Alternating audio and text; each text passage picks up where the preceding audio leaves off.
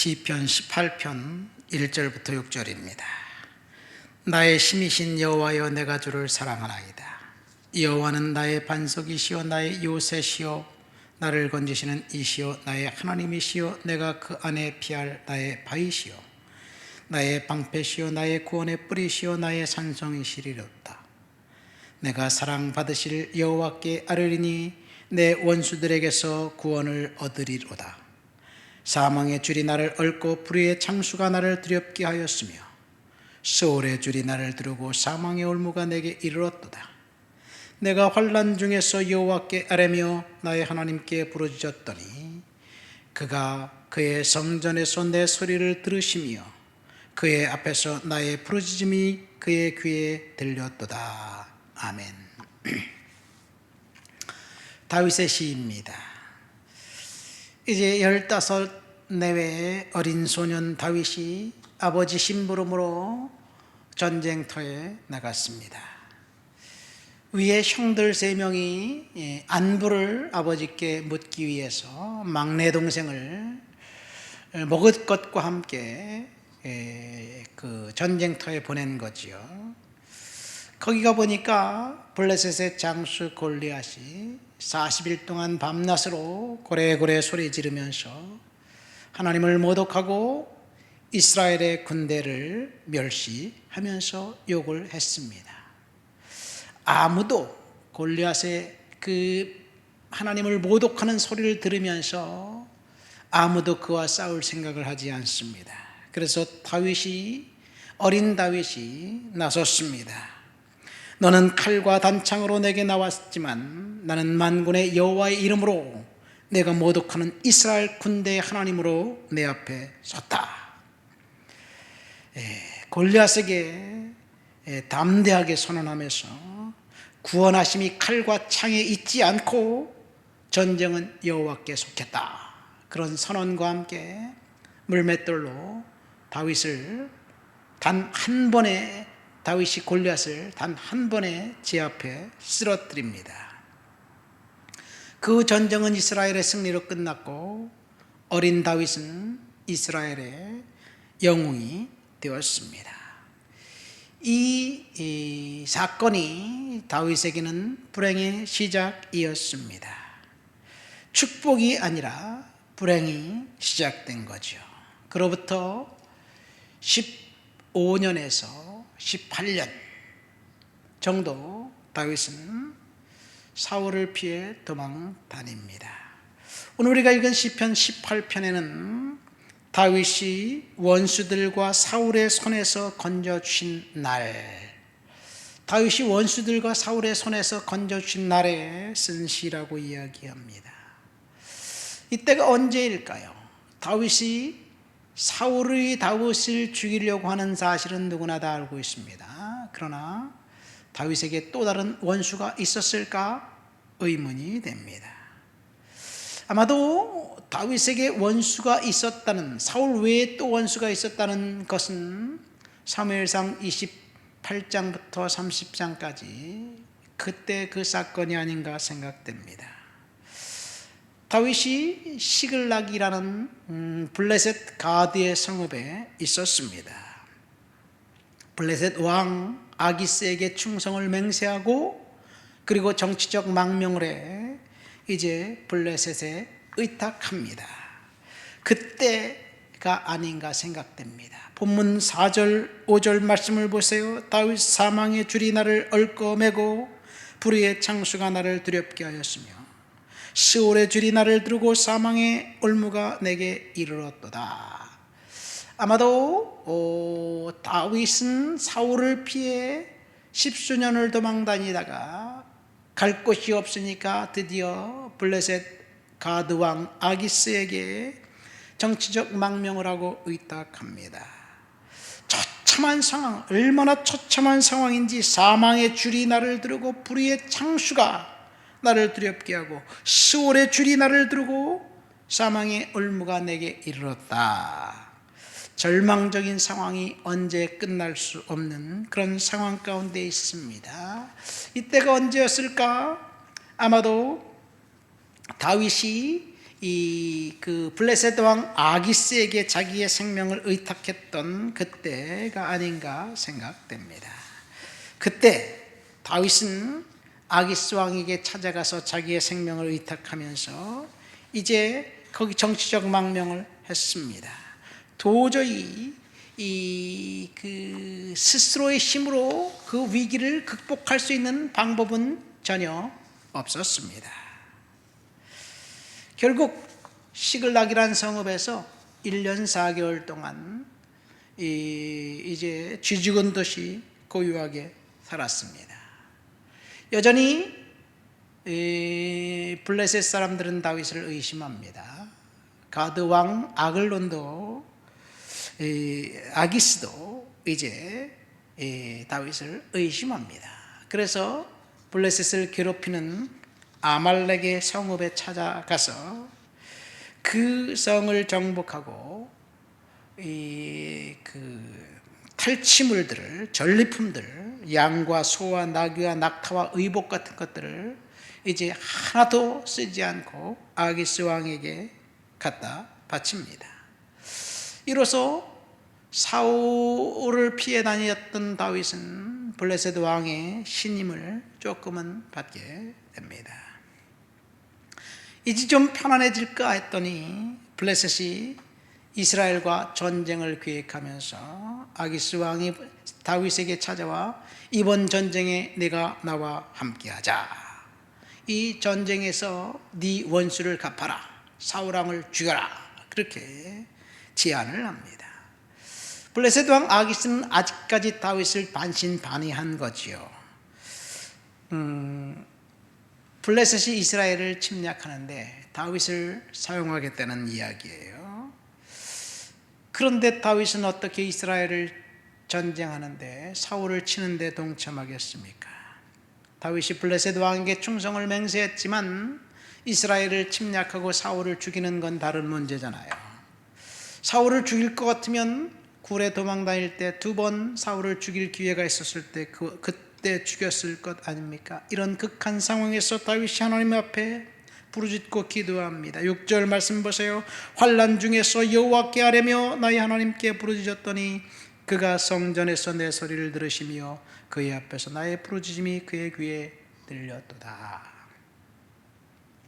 이런 상황 속에서 다윗이 하나님 앞에 부르짖고 기도합니다. 성전에 찾아나가서 부르짖습니다. 그런데 본문을 보면 응답이 있다는 소식이 없습니다. 다윗이 처한 상황은 변하지 않습니다. 그는 블레셋 왕을 도와 전투에 나갈 만반의 준비를 하고 있습니다. 그러나 어떻게 그 자리에서 도망갈 수 있을까? 마음속에 근심이 가득했습니다. 어떻게 그 전쟁에 참석하지 않을까? 이것이 다윗의 고민이었습니다. 그런데 하나님께서 블레셋의 방백들을 사용하셨습니다. 블레셋의 방백들은 아직까지 다윗을 의심합니다. 왕에게 찾아가서 왕이시여, 저 다윗은 우리의 원수입니다. 골리앗을 죽인 사람이 아닙니까? 우리는 저를 믿을 수 없습니다. 만약 우리가 이스라엘과 전쟁할 때 그가 뒤에서 우리를 친다면 우리는 꼼짝없이 죽게 될 것입니다. 그러니 다윗을 이번 전쟁에서 배제합시다.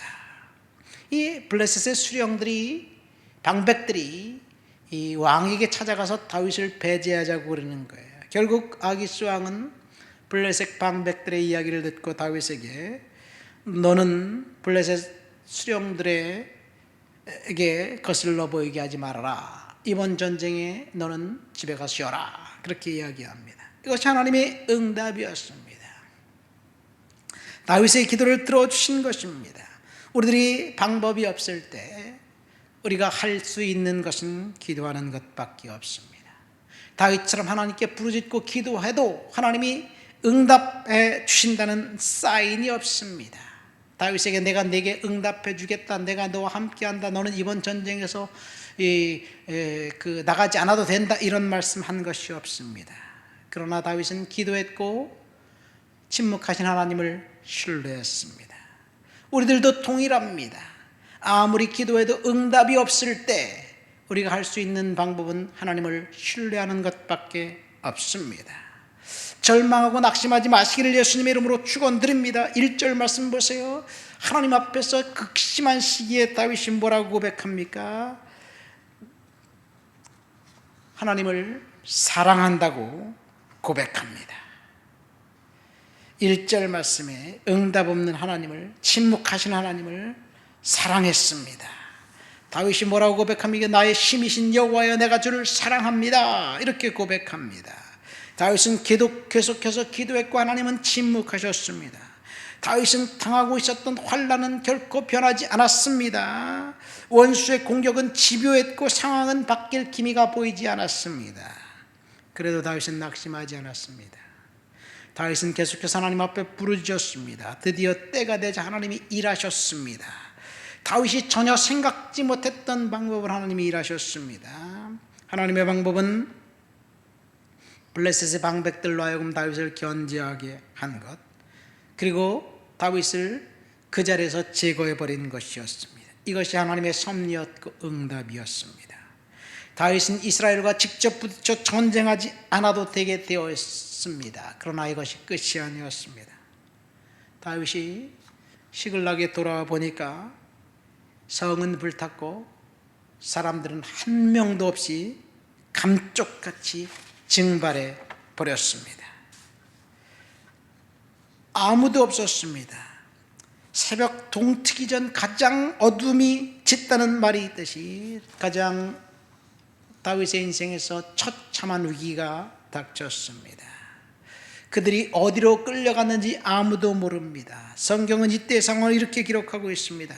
백성들이 자녀들 때문에 마음이 슬퍼서 다윗을 돌로 치자 하니 다윗이 크게 다급하였으나 그의 하나님 여호와를 힘입고 용기를 얻었더라. 다윗은 이 위기의 순간에 하나님을 의지했고 또 하나님을 찾았습니다. 사람들이 가장 처참한 위기는 아마도 가족들을 잃어버릴 때가 아닌가 생각됩니다. 다윗을 따라다니는 600명, 그들이 다윗이 어디에 있든지 광야에 있든지 굴에 있든지 토굴에 있든지 다윗을 전적으로 신뢰했고 다윗을 따랐고 충성했습니다. 그러나 자신들의 가족이 사라지자 한마디로 말해서 꼭지가 돌아서 다윗을 죽이려고 했던 거예요. 그런데 그런 위기 속에서 다윗은 그 사람들을 원망하지 않고 하나님께 찾아갔습니다. 제사장을 불러서 하나님 앞에 예배하고 하나님께 묻습니다. 하나님 어떻게 해야 될까요? 그래서 다윗은 또다시 사흘길을 걸어서 이제 가족들을 찾아 나섭니다. 시글락성을 불태웠던 아말렉 그 병사들이 성을 탈취하고 약탈하고 사람들은 한 명도 죽이지 않고 다 끌고 갔습니다. 어떻게 그런 일이 있을 수 있을까요? 포로로 잡아가면 그 절름발이 장애인들 다 죽이고 그리고 어린아이 죽이고 노인 죽이고 젊은이들만 데리고 가서 노예로 팔아버리는 것이 인지상정인데 아말렉은 노인부터 어린아이까지 한 명도 털끝 하나 건드리지 않고 그대로 보존했습니다. 그리고 다른 성읍에서 탈취한 약탈물까지 갖고 도망가니까 갔는데 얼마나 힘들게 도망가고 있었을까요? 사흘 만에 가족을 찾았습니다. 그 아말렉 사람들을 다 죽이고 가족을 되찾고 오히려 그들이 약탈해간 탈취물까지 이제 찾아왔습니다. 이때 다윗이 하나님 앞에 뭐라고 고백합니까? 이때 극심한 환난 중에 있을 때 여호와는 나의 반석이시오 나의 요새시오 나를 건지시는 이시오 나의 하나님이시오 내가 그 안에 피할 나의 바위시오 나의 방패이시오 나의 구원의 뿌리시오 나의 산성이로다. 내가 찬송받으실 여호와께 아뢰리니 내 원수들에게서 구원을 얻으리로다. 이것이 다윗의 고백입니다. 다윗은 하나님을 반석, 요새, 건지시는 이 피할 바위, 방패, 구원의 뿔, 산성이라고 고백했습니다. 이것이 우리의 고백이 되어야 될 줄 믿습니다. 말씀을 맺습니다. 다윗이 처절한 암흑의 시간을 보내면서 쓴 시편 18편, 다윗이 원수들과 사울의 손에서 건져주신 날에 쓴 이 시는 아마도 시글락에서 블레셋 왕 아기스에게 충성을 맹세하고 망명했을 때, 그때 쓴 시, 다윗이 이 사울과의 전쟁에 앞장서야만 했을 그때 하나님께서 다윗의 기도를 듣고 그 전쟁에 참전하지 않게 하셨고, 돌아와 보니 이 온 가족이 깜짝같이 증발하고 사라졌을 때 그들을 되찾아왔고, 가족뿐만 아니라 전리물까지 되찾아왔습니다. 그런데 하나님의 은혜는 거기서 끝나지 않았습니다. 이번 전쟁에서 블레셋이 이스라엘을 이겼습니다. 사울 왕이 전쟁에서 치자 그 아들 요나단과 함께 자살해 죽었습니다. 전쟁은 블레셋이 승리했지만 승리의 그 달콤한 열매는 모두 다 다윗이 차지하게 하셨습니다. 다윗이 이 사건을 계기로 블레셋에서 완전히 독립합니다. 그는 시글락성을 이미 불화받았고, 이 블레셋 방백들이 다윗을 미워한다는 사실을 빌미로 블레셋 왕으로부터 독립하고, 그리고 이스라엘 왕 사울이 죽자 이스라엘 그 12지파의 수령들이 다윗을 이스라엘의 왕으로 세웁니다. 출구가 안 보일 때, 캄캄한 어둠이 있을 때 다윗처럼 하나님께 부르짖고 기도하면 하나님이 응답해 주시고 하나님이 함께 주실 것입니다. 하나님 아버지 감사합니다. 다윗을 통해서 출구가 보이지 않은 캄캄한 시간 하나님을 의지하고 신뢰했던 그 믿음 우리들이 본받고 은혜 안에 살아가도록 도와주옵소서. 예수님 이름으로 기도합니다. 아멘.